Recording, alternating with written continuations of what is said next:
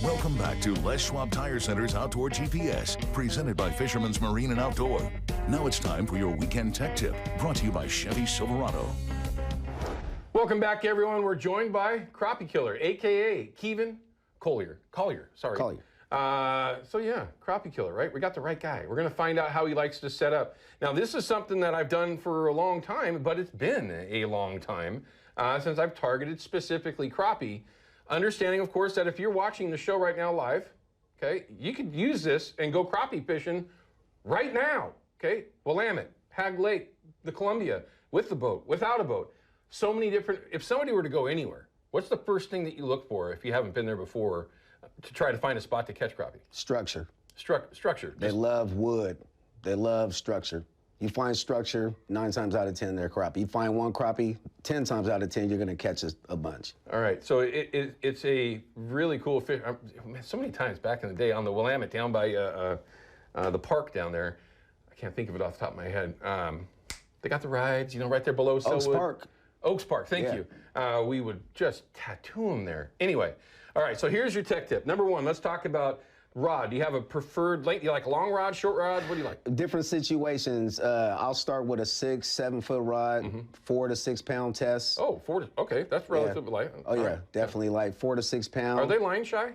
Not really. They like jigs. They like to eat. Okay. In the wintertime, I'll tip it with fluorocarbon. Okay. Because that's when it kind of gets a little tricky or whatever. But other seasons, they're eating. Okay. Yeah. So it's all about the bait then. Oh yeah. You already mentioned with the crappie that you like to use the 2.5 size, which is what this is here. Definitely 2.5, and they'll knock that. That's a small bait. Crappie has a big mouth. Right. You know, some of the crappie that we catch have bigger mouths than small mouth. Sure. So that looks like a long bait. They'll knock this down, no problem. Right. But that's the bait that I'll go to, that size. 2.5. Is there a preferred jig head size? You can go from the 8th. You can use 32, 16s. The deeper I get, the heavier I'm going. Sure, makes sense. Yeah. Yeah. Okay.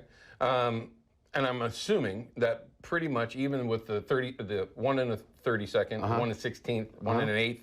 The hook size is relatively the same, or pretty much the same. Pretty much the same. But a lot of the times, I'll stretch that hook out. I'll open it up wider. Why?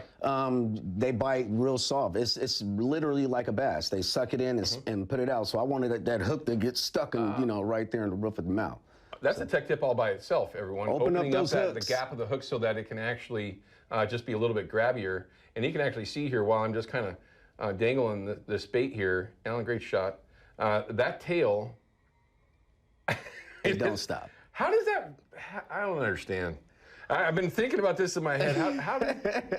It's got to be the compound. It's just anyway. I looked at my partner and he still can't answer it like I want him to answer it, but he probably doesn't want to. He did. Yeah. Right. I leave that up to him. But yeah, he did a crazy job with this tail, man. It won't stop. So this is a rod that's rigged without a float. Maybe so you're casting this one, retrieving it back? Well, you can cast and retrieve. A lot of times I'll start off with a sliding bobber. Same thing, it's funny. Okay. Same thing like we're using for steelhead. Bobber stopper, sliding bobber, split shot, jig. And I'll use this to play with my depths. Okay. And a lot of times, if you're on the bank, this is a good way to start because you don't have electronics. But if you're on a boat, that's my go-to right there. Okay. I'm looking for structure. Once I find a school, I'm knocking straight on top of them. Now, I've never done it, but I've got a friend that lives down south. He's into spider fishing, right? Now, you look it up. It's insane. It's crazy. Okay, it's crazy. But he's using 14, 13, 12-foot rods. Right. Is there ever a situation here that you would ever need something like that? I love long rodding because when I'm pulling up on a boat and, a lot of the times these fish are stuck right on, timber right there. There's a lot of wood and I got to reach back in there. Sure.